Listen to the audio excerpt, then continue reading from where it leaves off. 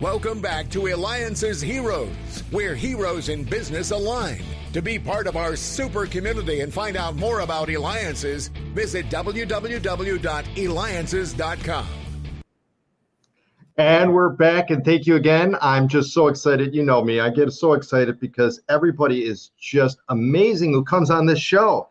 I mean, I just had recently the CEO of Gerber Baby Food. So make sure that you go to Eliances.com. That's Eliances.com, and check out the past episodes by clicking on radio. All right, well, with us today, she is the founder of a number of companies. I'm excited to have her on the show. Fran Maier. First of all, make me a match, find me a match. She's been the co-founder of Match.com, TRUSTe, and now the founder of BabyQuip. So welcome to the show, Fran. I'm so happy to be here with such good company, David. Thank you. Yes. All right. So let's go right into the first part of being the co-founder of Match.com. I think everybody here knows Match.com. They probably either used it, wanted to use it, or wish they could use it, or will eventually use it. So talk to us, like, how did that even come to be? So, I'm taking you back almost 30 years. It was founded in 1994, very early internet years. And the idea was, let's look at the categories that are in classified advertising, and in this case, personals, and see what the internet will do. But personals, and I'm not sure if you can remember this, David, were considered very, very sleazy back in the day. And so what we did is we tried to make it a clean, well-lit space, something that women would enjoy using, because basically we felt that if you could get the women, you'd get the guys. And we worked really, really hard on making sure we had the right brand values. And thinking back to those, they were safe, anonymous, and fun. So those are the things that we launched with. We really tried to make it a trusted environment. People will be surprised, but back then in the mid-90s, people were getting on the internet on their phone. So it had to be very simple. We only had 5 matching questions, and most of them had to do with how you looked, because people didn't have digital photos in the mid-90s. Interesting. Can you imagine? So No. Obviously things have changed, but what's crazy is dating online is pretty much the prominent way people meet somebody. Right. Or in my case, I re-met my current boyfriend on a dating site. So we knew each other, but then we reconnected on one of the dating sites. So kind of fun. And again, Match.com, a household name. Where do you think things are going in the future regarding matchmaking?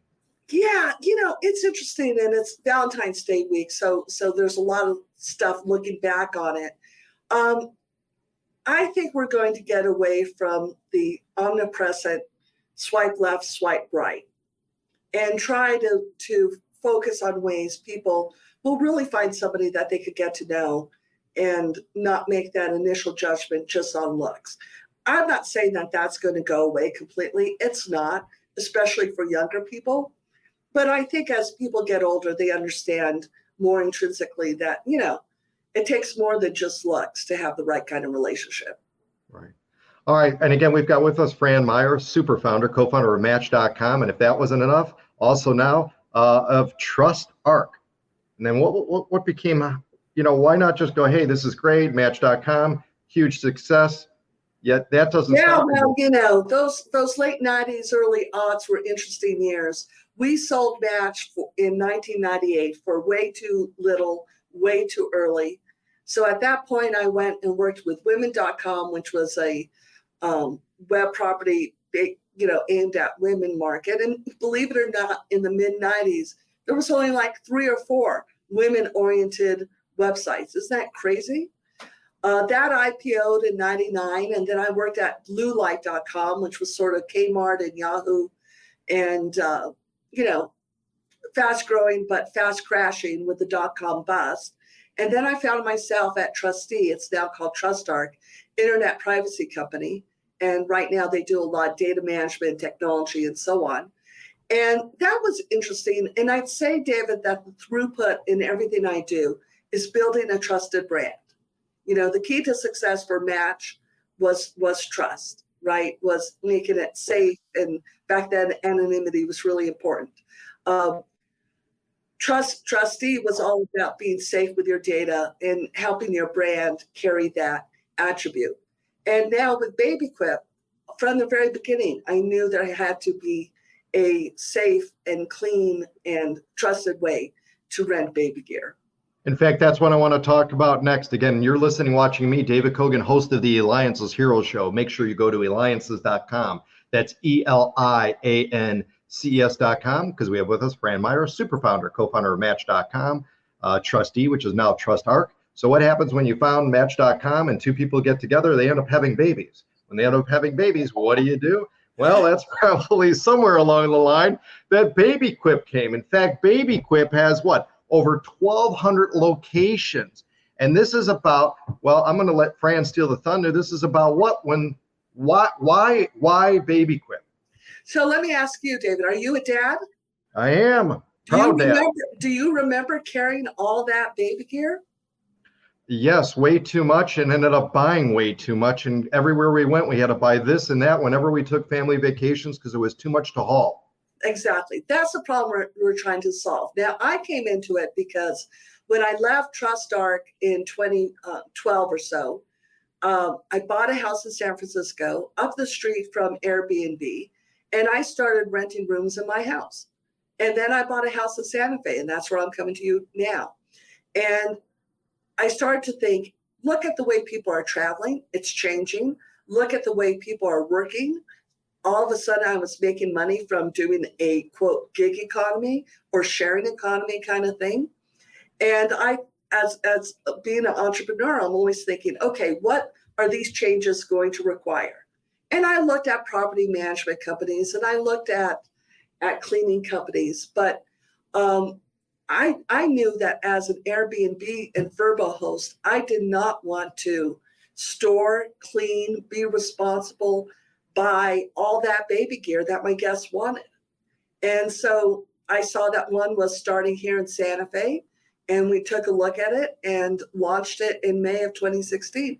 Because, you know, honestly, I looked across the country, and while there were a lot of mom and pops renting baby gear, right, especially around Orlando or Anaheim or, you know, in Hawaii, right, and so on, there was no national brand. There was nobody who was looking at it and saying, how do we make this big?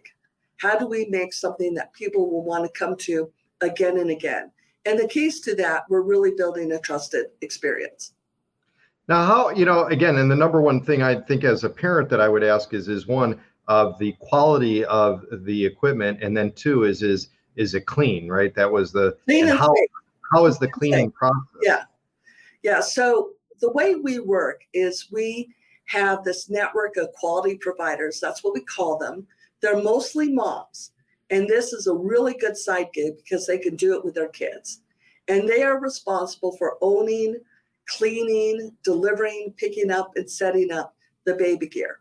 And they do a terrific job. In the 6 or 7 years that we've been doing this, we've probably taken 10 people off the platform because they didn't meet our standards. Now, we teach all these quality providers how to clean the gear. We teach them about safety. They get training on hospitality, social media, business development. This is really their business. So they're motivated to get those 5-star reviews. I can tell you that it's incredible. Our customers give us a 94 net promoter score. That's world class, through the roof. We should charge more money. Wow. Now, are they going to pick it up, or is the person delivering it, or how does that work? The typical experience is that they deliver it to the vacation rental, the grandparents' house, the hotel, and they pick it up as well. But sometimes customers can pick it up at the quality provider's home, and sometimes we deliver to the airport. This is amazing. I mean, again, what you even come up with it and then be able to launch it and then be able to get others. It's getting the customers, getting the providers, doing the matching, the locations and that. Where have you seen as far as the trend going to it? I mean, I guess let me ask you kind of some of the basics. Is what's one or two of the most popular things that people are renting? I suppose it is from BabyQuip. Well, there's the typical things: cribs, car seats, strollers, high chairs. A lot of parents rent gear. I rent toys. Toys are incredibly fun. Just think about it. Even when you were a kid, you go to a new house and they have a whole new set of toys. Well, you're happy, right? Right. I would say a big difference from when I was a parent of young children is there's things like the snoo. The snoo is a smart bassinet that, really helps babies sleep. It helps parents sleep as well. So if you're a parent who's using the snoo at home, you definitely want to use the snoo when you travel. But what's also fun is our quality providers, they know what their markets want. So people in beach towns also rent beach chairs and umbrellas and play mats, and people in ski areas rent snowsuits and things like that. So, we even rent things for parties, kids' parties. Amazing. What an idea. What an idea. And to be able to come up with it. And you've had such a successful career in these various companies that you've either founded or co-founder of.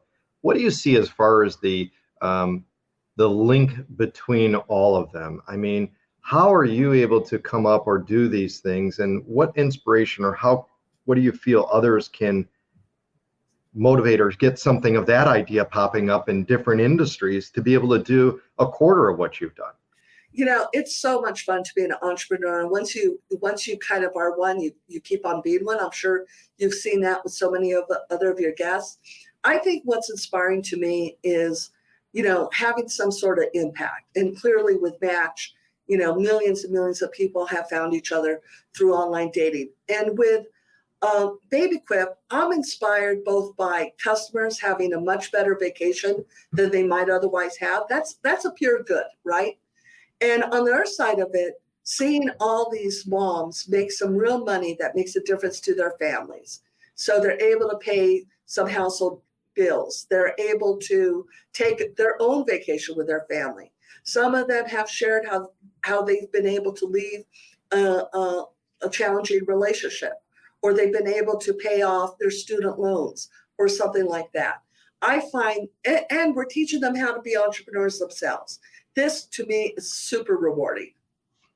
How did you get the word out about it? I mean, great idea, great concept, but if you don't have people listing or providing in the gig, and then those that are wanting it, how do you get that going? You got to get that flywheel going. And our initial approach, honestly, was to buy some advertising.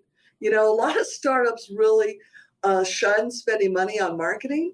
And I don't get it, because I think you've got to get the word out. And the more you get the word out through paid advertising, the more you'll get people coming to you directly or organically, and it makes it work. So It can be expensive at the beginning, right? But it's kind of funny. Most marketplaces, they would say start in one market and get that market down. And I think my insight in looking at BabyQuip was, no, we're a traveling brand. We've got to go to where people are traveling.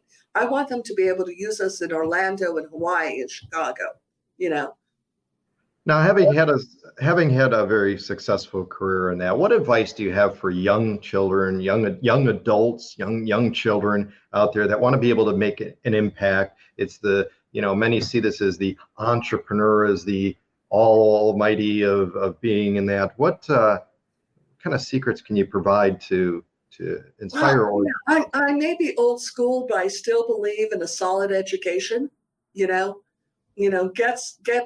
a good business and get a good business, but also don't forget the creative aspect of your education. And I don't care what it is. It could be music, it could be art, it could be writing, but do a little bit of that too, because I think in being an entrepreneur, you really want to, sure, you need business, you need analytics, you need to understand how to hire people and how to create a business plan and so on. You also need some ideas. So be in the market, go to the grocery store, go do things, see what other people are doing. For me, I was doing that the whole time. I also spent early in my career at Clorox company that was all about brand and brand marketing. Great experience. I think a lot of entrepreneurs do come from a place where they feel they have confidence in the area and they can take it further. Excellent. And then, go ahead. No, go ahead. And then, one of the things that you have to do is you have to be confident and be willing to take the risk, quit the job, raise the money. And I think one thing that slows a lot of founders or entrepreneurs down is they think through too many steps. They're trying to solve tomorrow's problem today. And one thing I like to say is just solve today's problem today. You'll figure out those other problems when you get there. Solve today's problems today. Solve, what is it? Solve tomorrow. Don't solve tomorrow's problems today. Got it. I love it. Well, Fran, you're the super founder. You create experiences that customers want, and now you're helping make travel fun again. That's a hero. Fran Maier, super founder. That's right, super founder, co-founder of Match.com, TRUSTe, which is now TrustArt, and founder of BabyQuip. You can reach her at BabyQuip.com, BabyQuip.com. This has been David Kogan with the Eliances Hero Show.